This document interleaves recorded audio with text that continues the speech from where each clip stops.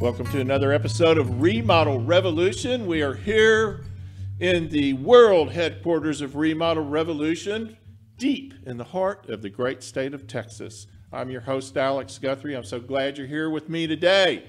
It is another beautiful day to be alive. I have got a fantastic show today. I've been trying to get Johnny Gorden on here forever. The guy's so busy, everybody wants him. We're going to talk about home inspections, some of the red flags if you're getting your home inspected.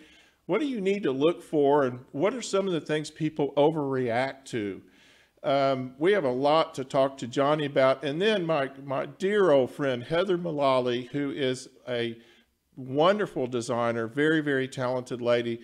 We're going to talk appliances. I have been needing to have this show for a long time on appliances. So we'll have Heather in just a little bit. But first, I want to introduce our first guest, Mr. Johnny Gorden from the Burgess Inspection Group. Hello, sir. How are you? I'm fine, Alex. How are you? I am fantastic. Thank you. Well, thanks for the invitation. Good. Yeah, you bet. You bet. So I've been wanting to talk to, I've been doing a lot of shows on, there's a lot of migration into our area, a lot of people buying homes, buying older homes, and I guess you inspect new ones as well. Absolutely. And I know I've had you on my projects as a third-party inspector. I've had your group out there a lot, and it's really interesting when you have a different perspective, you know, a new set of eyes come in and look at a dwelling and kind of pick it apart. And how does, for your, as an inspector, a home inspector, how does that work for you? Well, I mean, we're trained to look for certain things, and most people, when they go out to a house, they just look at a house cosmetically.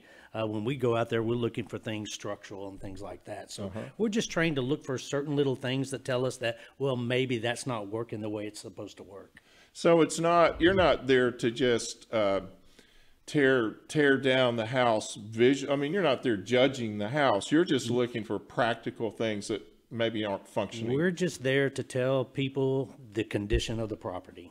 That's basically it. And so I get clients call me or contact me, and maybe it's a new client, maybe it's an older client that's buying a house, and they say, well, we've had this inspector come in and we want to send you the inspection report and have you maybe give us a price on the work that needs to be done, or the repairs that need to be done, and maybe come over. And so sometimes I'll go over and just take that inspection report and I'll walk through the house with it. Now, from time to time, I'll find one that's never from a Burgess inspector. I'll just say that right now. From time to time, I'll find one that's just not done. It's just not complete. There's just things that I look at and I go, why is this not on this report? Correct. Is that common? Yeah, I mean, everybody goes into a house. You're never going to see the exact same thing on a report. I mean, you can send 10 different people in there, and we're all 10 going to come up with a little bit different things. Some of us all have a little bit different hot buttons. But normally the big ticket items, the foundation, the roof, the electrical, plumbing, HVAC, we're all pretty much on point when it comes to those things, because those are usually the big ticket items. What do you feel like the responsibility of the inspector is? Is his responsibility to find the little things as well? You know, the inspection is mainly meant for the big things, but we do put a lot of the small things on there, but that's not really the intent. I mean, it's not meant for that little $50 problem or $100 problem. It's really meant for those $15,000, $2,000, $3,000 problems. So when you have a homeowner that after they've bought the house and they've used your inspection report maybe as a negotiating tool in that house. They always do. and that's fine. And then they come back and they go, yeah, but you guys missed this, you missed that. How do you respond to that normally? What's the criteria there? Yeah, well, you know, it just depends on what it is. I mean, you know, a lot of times we'll just talk to them to find out exactly what it is that the complaint's about. Sometimes we have to go back to the property and look at it and things like that. Sometimes it could be that, hey, well, you missed that the gate on the side of the house is not latching. Well, that's not part of what we inspect. Right, right. There's certain, we don't inspect, actually, we don't even inspect cabinets. We're not required to in the state of Texas. Now, we're opening them up, looking underneath for sink problems and things like that. But as far as opening every one of the drawers and stuff like that, there's a lot of things that we actually don't do. More cosmetic type, Correct, maintenance type things. So what if I'm a homeowner and I'm trying to decide on a home inspector, what criteria should I use to make that decision? Yeah, just go out there on the internet and, pick someone who's been around for a while. I mean, we've been around for 51 years in the DFW area. Is there a licensing agency? Absolutely. You have to be licensed in the state of Texas in order to do a home inspection. That is correct. And what is that agency? It's the Texas Real Estate Commission. So the same people that license the inspector license the realtors in Texas. And this is something that me as a homeowner I have access to that absolutely. information. You can go to Trek and see if the inspector's ever had any complaints through Trek or something like that. Cost-wise, is there a rule of thumb cost-wise on a home inspection? Is it a square foot cost? Yeah, or most inspectors do it based on a square foot. Ours is a graduating where it changes every 500 square feet. But it's on the average. I mean, if you threw all the inspectors in the state of Texas in and average it out, it's probably going to be somewhere around 12, 13 cents a foot. Okay, well, that's not so bad. Yep. That's not so bad. So let's talk a little bit about red flags. Sometimes you'll look at the inspection report and you're like, oh my gosh, that's usually when I get the phone call. And what is it that you're finding, or what is your reaction to that type of stuff? Well, a lot of it depends on what red flag they ask, that shows up. I mean, sometimes they're important problems and sometimes they're not. One of the common calls I get quite a bit is, well, how did that inspector miss all the cracks that were in the house? Isn't that a big red flag? And usually that's a depends question. I mean, where we live, depends on the time of year and how dry it is and how wet it is. And, I can honestly say probably 80% of the houses we go in are going to have cracks. They're going to have cracks in the walls and in the ceilings and stuff like that. But if they don't, you're in another state. Correct. Yeah. So, I mean, if we see the small, and if they're small, they're common in Texas because our ground, goes up and down a lot. But if it's a really big one, then that's a different story. Well, isn't that the only guarantee we actually give for a foundation? Is they're going to move. They're going to crack. They are going to move. Yes, they are. How do you gauge as a homeowner? I'll get phone calls from people and they're wigging out over something that I go, well, look, you need to just calm down. It's not the end of the world. How do you normally handle that with homeowners? Yeah, the thing is we're required to put all these deficiencies on an inspection report, right? The problem is sometimes they're very important, sometimes they're really small. Problem is those really small items at some point have to be, addressed.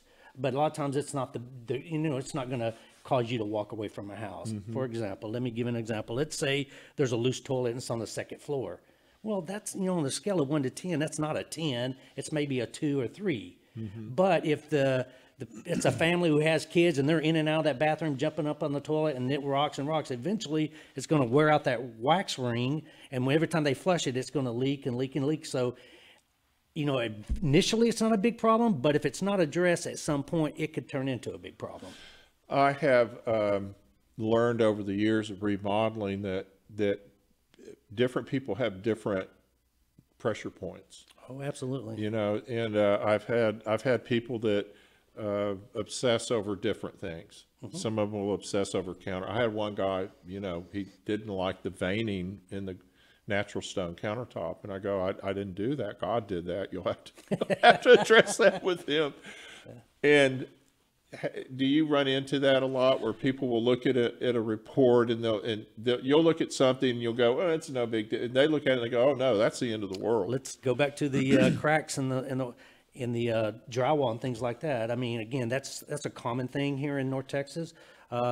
If that homeowner's hot button is foundation issues, if there's a crack anywhere, I don't care if the seller says I'll put piers all the way around. Usually they just shut down and go, okay, next house. Is this the most common thing you're addressing, is foundation? Yeah, foundation is one of the big things that we do address because, we do have a lot of problems. And, just because a house is moving up and down, foundation is allowed a tolerance. So it's going to move and it's going to have cracks. Sometimes We just don't know if it's within tolerance or not. Right, right. So, I mean, we try to look to see if there's 4 or 5 indicators in one area, and then we go, okay, well, maybe it's time to get the professional out here and take a look at it and shoot the elevations to see if it's out of tolerance now and we need to do something to get it back into tolerance. Well, one of the most important things in our homes in this part of the world is our air conditioning system, our mechanical system. What are some of the more common problems you guys find with mechanical systems? Yeah, a lot of times, okay, on the air conditioning, there's some little things again. The condenser outside, that has to breathe. And a lot of times we see people try to cover them up because they don't like what they look, and they put shrubs all the way around them. Yeah. And, for them it looks good, but now that condenser just can't operate the way it should. And over time, that can, actually wear out that unit faster than Makes it it work. should. Works harder. It's working a whole lot harder. Yes. Yeah. And what about air leakage in homes? Now, we used to, in homes that are 30 years old, we used to use that as the benchmark, but that was 10 or 15 years ago when I first started this gig. Sure. We used to talk about how the air leakage on average was really high. It was 30–40% in some houses, higher in some houses. Yeah. Are things improving? And as time has gone by, are we addressing these things better? Oh, absolutely. Now, and on my side, inspecting, pre-owned homes, stuff like that, we don't do any energy inspections or anything like that. But the other side of our company, Burgess Construction Consultants, they work with a lot of the builders around the DFW area, and they do a lot of those energy inspections because now there is regulations on these brand new houses. Yeah. They have to meet those regulations. Well, the older homes are the ones that I deal with, and some of the air conditioning in them is pretty bad. I mean, I go up in attics and there will be a supply line completely laying on the floor. That's a good find during the summer. It's a good find in the summer, and I always know when I can't find my crew. Yeah, they're up there taking a break. And they're all up in the attic. I'm going, what are y'all doing? Absolutely. But we find return airs that have deteriorated, or they're disconnected, or they're not sealed up right. And of course, we look for dust in the house. There's tells always for us. But I'm curious, as we recycle and sort of update our housing stock, I'm assuming that's being handled. It is for the most part. I mean, as an inspector, sometimes it does get a little bit tougher as we move on the newer houses because they've designed differently. I'm used to seeing in the older houses, you see it all the time too. You walk into a room and every room has a supply and a return. Right. Nowadays, usually, it's not uncommon to see just one return in a house. Yeah. And it's hard to tell without being able to diagnose that system, whether or not, it's really working, correctly. But so the systems are also a whole lot more complex. Oh, they're getting very complex. They are. And a lot more dependent on electricity. I've always been a proponent of passive, whatever I can do, passive fresh air intakes, or particularly with air conditioning, things like that. But then we moved into these super tight houses. They don't want any fresh air coming in there unless they've controlled it coming in. Sure. I still am not a huge believer in that, but anyway. I am always concerned that if we're depending on little fan motors or little motors to open and close vents and things like that, they're going to wear out. They're going to go out. Do you all get that detail? Do you check all those systems for things like that? Well, there are some systems like that sometimes. And basically our job is a visual inspection to see if there's anything visually wrong, but also to turn on the thermostat, call for supply. Then we just basically we're looking for what is the differential. We get the 15 to 22 degree difference between the supply and the return air, and if it's within there, so you're just identifying if the system's balanced right in that regard, and then you can just say, hey, it doesn't mean there's a huge problem here, but you may need to change your filter. Oh yeah, that's something we do see a lot of dirty filters. You see the dust on the air register. That's a good sign that they haven't changed that filter in 6 months or 8 months or something like that. So one of the things that I have loved about your company and your services you've offered for many, many years, probably 20, 25 years that I've been associated with you, is I call you guys for my third-party inspections. is it okay for a homeowner to call you? So let's say they have a contractor remodeling their house, and maybe they're a little bit concerned, or maybe they just want to feel a little bit better. Can they call you and just say, "Hey, we want a independent inspection of this work"? Absolutely. Is that common? Oh, yeah, it is a lot more common than you think. Yes. I mean, it's starting, we're seeing that renovations seem to be taking off a little bit, you know, as opposed to purchasing a new house. So we're starting to see some of those calls more and more. In the past, 20 years ago, I never received any of those calls, but in the last 3 or 4 years, we're starting to get So some of is those. this a reflection of the builders, of the contractors? No, I think it's just a more educated buyer and or homeowner. They just want to, you know, Protect their investment, yeah. exactly, and hold the contractor accountable and make sure that they're doing the right things.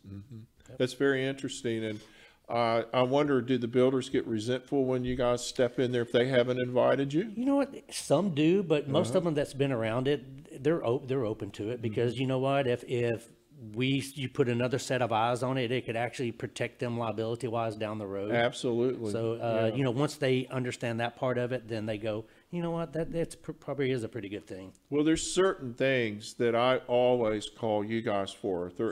I always call Burgess because that's just who I do business with, but a third-party inspector in general, things like stucco and, you know, things that have historically had issues if they're not done right.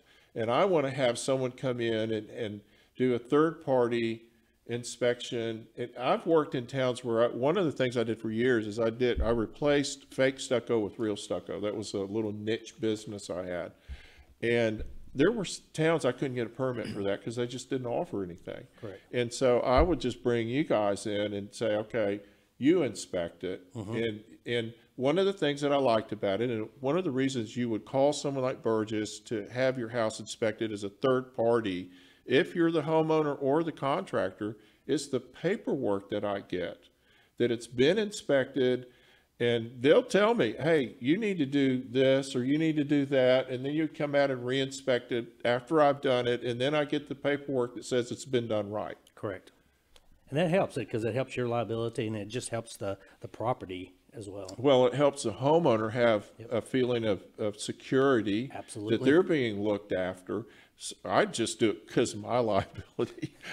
I want them to feel good too, but I got to sleep too. Yep. And so that's really, really, really an important thing to remember, to bring that third party in. One of the things that I've done now, if you go to my YouTube channel, Remodel Revolution, and you subscribe like you should, and I hope you do, please go subscribe to my YouTube channel, Remodel Revolution. You'll see that one of my playlists is the rescue house.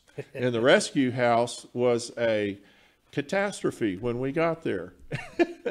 I mean, an absolute catastrophe because of a bad builder who knew nothing, and a meddling homeowner who got under the builder's feet when he realized the builder didn't know what they were doing and was hiring some of his own people and didn't know how to qualify them, had no history with them, and was bringing people in there that knew nothing about what they were doing. And Alex got to go clean up the mess. It took a lot of money and a lot of time. Could have saved themselves a whole lot of money if they had just had a third. And the reason I'm bringing this up, the question I kept asking during this process was, how did this pass inspection? Yeah. How did the city miss this? Correct. I mean, we're talking huge things. Sure. How did they miss that? Yeah. I still don't know. I'm not going there, not going down that rabbit hole, but a third-party inspection would have mitigated a lot of problems. Absolutely. You know? Yeah. So if someone has like a contractor maybe they're not comfortable with, or a builder they're not comfortable with, what's your advice to them as far as contacting or using a third-party inspector? You know, absolutely look into that, because there again, it's just another set of eyes on the property. Sometimes that general contractor, he's not out there every day. When his trades are out there, he just randomly shows up. So here it just gives another set of eyes to look to make sure that, yeah, based on the bid, here's what's supposed to be done, and it's been done in a workmanlike manner. Yeah, that's pretty amazing. Hey, I really appreciate you Oh, I appreciate visiting you. with us You bet. today. It's been a great discussion.